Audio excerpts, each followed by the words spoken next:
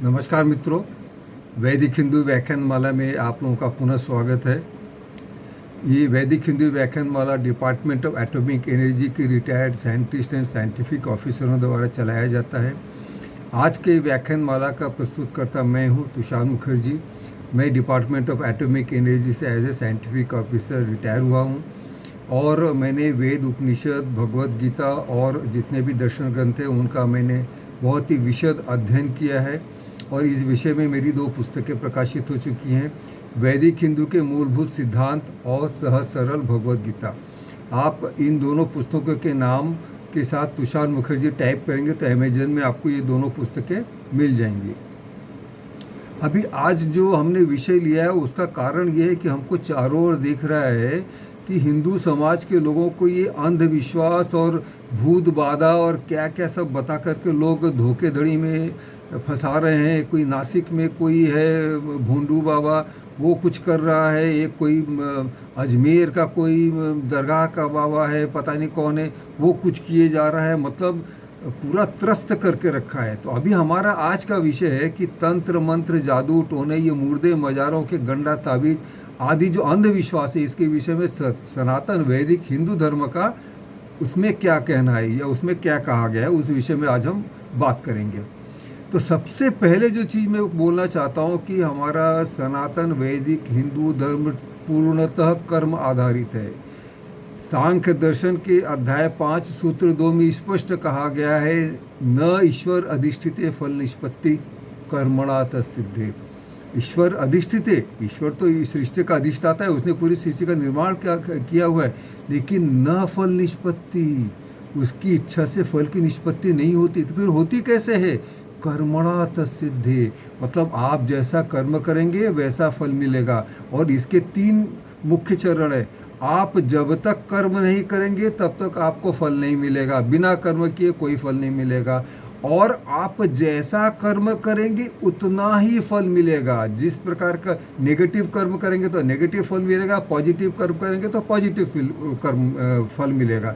जैसा कर्म वैसा फल। और तीसरा सबसे महत्वपूर्ण भाग है, एक बार कर्म कर दिया तो उसके कर्मफल से आपको कोई नहीं बचा सकता, वो कर्मफल आपको भोग करना ही पड़ेगा। इसीलिए सांख्य दर्शन के अध्याय 6 के सूत्र 65 में कहा गया है कि अदृष्ट उद्भितवत समानत्वम, मतलब अभी अदृष्ट का क्या मतलब है? दृष्ट का मतलब है जो दृश्य माने, जो दिख रहा है, और अदृष्ट क्या हो गया? भविष्य, जो हमको दिख नहीं रहा है ना। तो अदृष्ट क्या है? हमारा भाग्य क्या है? उद्भितवत समात्वम, मतलब उसका किसके साथ समानता है? हमारा जो पुरुषार्थ आज हम कर्म कर रहे हैं या भूतकाल में हमने जो कर्म किया है, वो हमारे कर्मों के फल ही हमारे अदृष्ट के बराबर हमारे भाग्य बनते हैं। तो हमारा जो अदृष्ट है वो आज या हमारे भूतकाल में किए हुए कर्मों से ही हमारा भाग्य मिलता है। हम जो कर्म करते हैं वही बाद में हमारे सामने फल के रूप में सामने आते हैं, हमारे भाग्य के रूप में सामने आते हैं।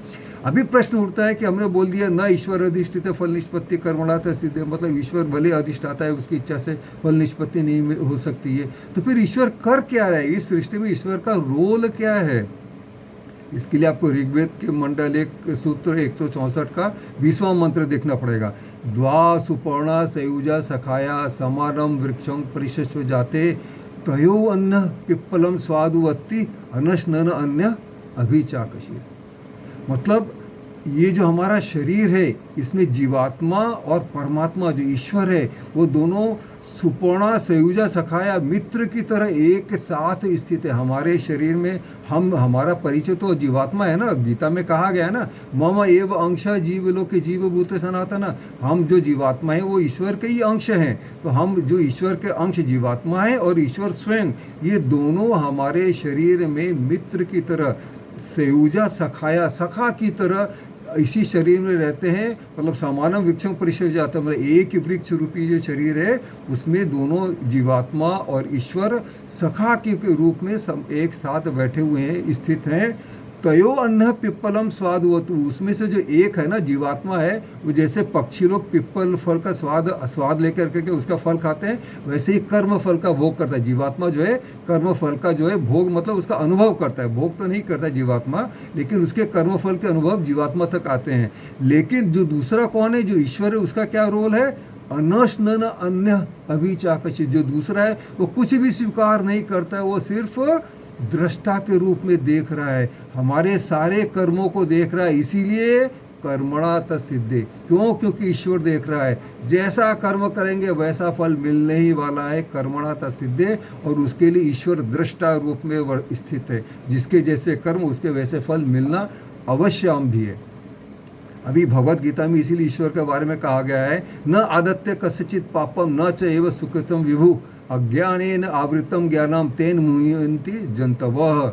मतलब ये जो ईश्वर है, अभी आप बोलेंगे वो चंबल में पहले डाकू लोग होते हैं ना, चोरी करने के पहले, डाका डालने के पहले मंदिर में जाके बोलते हैं देवी पूजा करके, हे देवी हम जा रहे हैं लूट करने, कुछ होगा तो हम आपको आके चढ़ाएंगे। मतलब भगवान को आप साक्षी बना के लेके जा रहे हो। तो याद रखो, न आदत्त कस्यचित पापम, आपके किसी पाप कर्म में ईश्वर का कोई भागीदारी नहीं, वो भाग नहीं लेता है, वो स्वीकार ही नहीं करता है। अच्छा, और दूसरे लोग क्या है, खूब पैसे कमा लिए, भले अच्छे रास्ते से पैसे कमाए, भगवान के पास जाते हैं, भगवान आपको मुकुट चढ़ाएंगे, आपका सिंहासन बनाएंगे, आपका ऐसा करेंगे ऐसा करेंगे।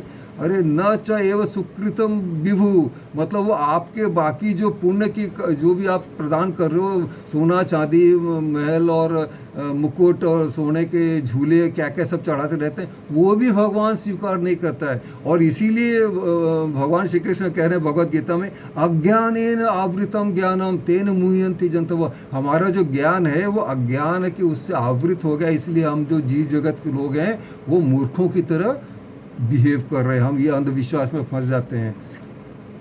अच्छा, हमारे जो कर्म हमको पता चल गया कि कर्मणा तत्सिद्धि, हमारे कर्म के द्वारा ही हमको फल मिलने वाला है।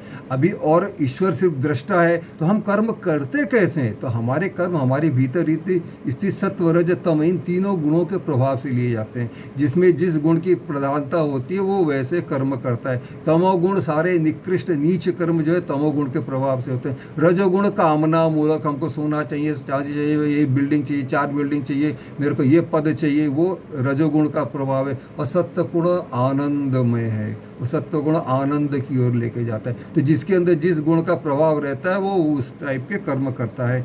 अभी प्रश्न उठता है कि इसमें ईश्वर का रोल क्या है? ईश्वर तो सिर्फ दृष्टा के रूप में, वो अपनी इच्छा से फल भी नहीं दे सकता, सिर्फ दृष्टा के रूप में। फिर हम ईश्वर की पूजा करें क्यों?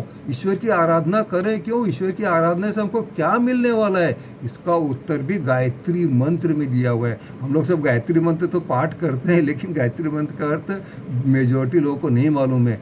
गायत्री मंत्र में कहा जा रहा है कि ईश्वर की आराधना से हमको सिर्फ बुद्धि को सन्मार्ग में सत्व गुण के प्रभाव से चलने की सिर्फ प्रेरणा मिलती है।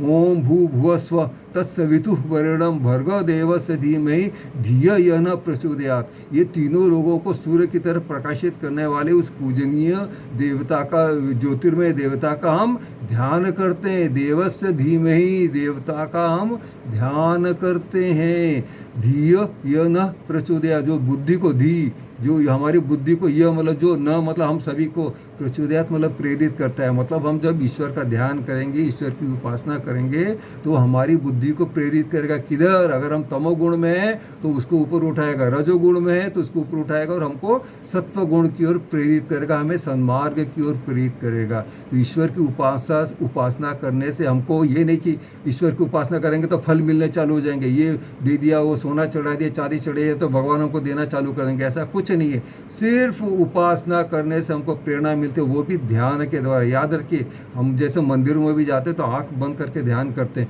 क्योंकि जो हिंदुओं की पूजा पद्धति है वो सिर्फ धारणा, ध्यान, समाधि। आपने किसी भी ऋषि मुनि को ऐसा करते नहीं देखो, वो सिर्फ ध्यान समाधि में लगे रहते हैं तपस्वी लोग। तो हमारी जो पूजा पद्धति है वो धारणा, ध्यान, समाधि की पद्धति है।